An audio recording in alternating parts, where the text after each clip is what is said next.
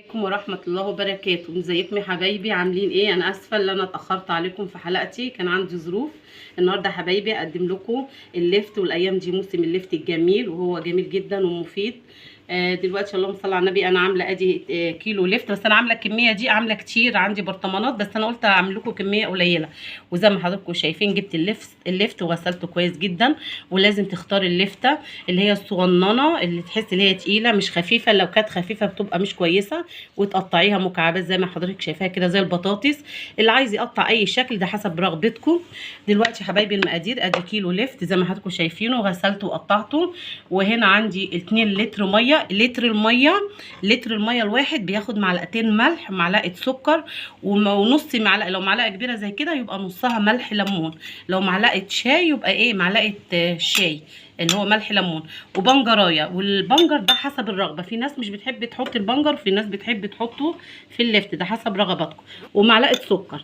والزيت ده يا حبايبي انا بحط على وش الوش البطرمان، بحط شويه قبل ما اقفله. الميه دي على فكره حبايبي شرط ميه اي مخلل، نجاح اي مخلل لازم الميه تكون سخنه، وبعد كده تبرديها. دي نجاح اي مخلل، مش شرط اللفت، اي مخلل تعمليه تجيبي ميه تغليها، وبعد ما تغليها تبرديها زي ما بقول لحضراتكم. اي مقدار مخلل لتر الميه عليه معلقتين ملح ممسوحين. المعلقتين الملح او يكونوا ممسوحين زي ما حضراتكم شايفين، مش يكون الشكل الهرمي كده، لا كده لا. المعلقه الملح تكون كده اهو، تكون ممسوحه. ماشي يا حبايبي. ومعلقه سكر. تمام.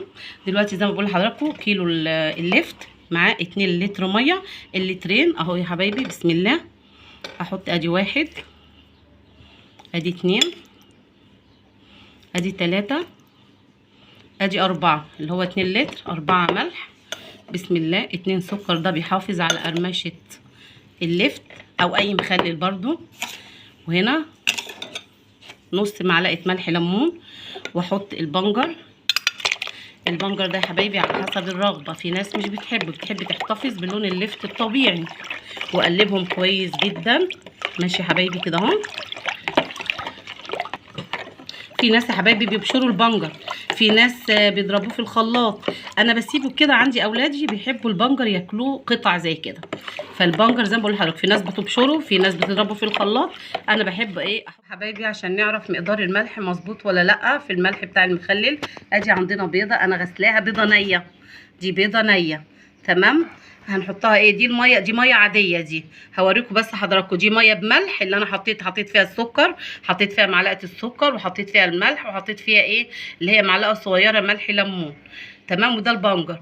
دي ميه ما فيهاش ولا حاجه. بصوا حضراتكم البيضه كده، البيضه كده دي نازله كده تحت خالص. لو الملح مظبوط يعني اللي هو دلوقتي هنحطها، لو الملح مظبوط في الميه هتلاقي البيضه تبقى عايمه على الوش. دي بصوا نازله تحت. تعالي نشيلها من هنا البيضه، نحطها بقى في الميه اللي هي فيها الملح والسكر وملح الطعام.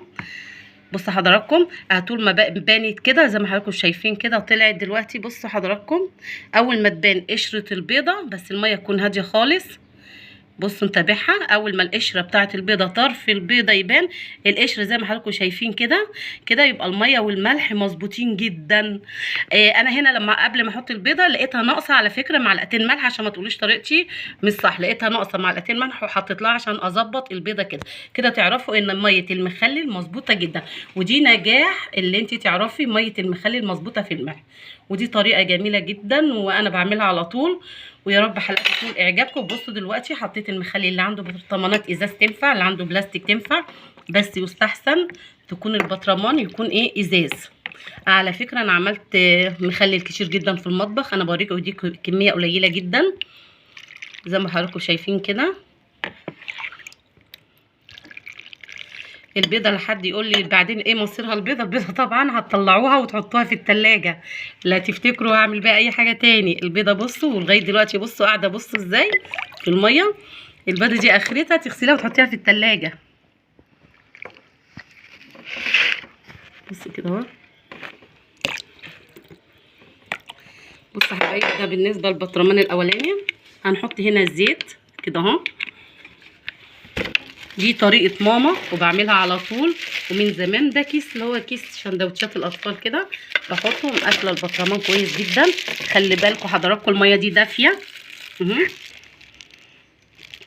هنعملها كده عشان نزيد كده اهو، وتركنيها في حته دافيه، حته دافيه في المطبخ يستحسن، ولا بيحب حته فيها شمس ولا حته الجو بارد فيها. وطبعا اللون هنا عاملاه خفيف، انا بحب وردي زائد اللون اللي بينزل تتفرجوا عليه ده، ممكن تاكلوا منه بعد 3 4 ايام تلاقيه زي الفل.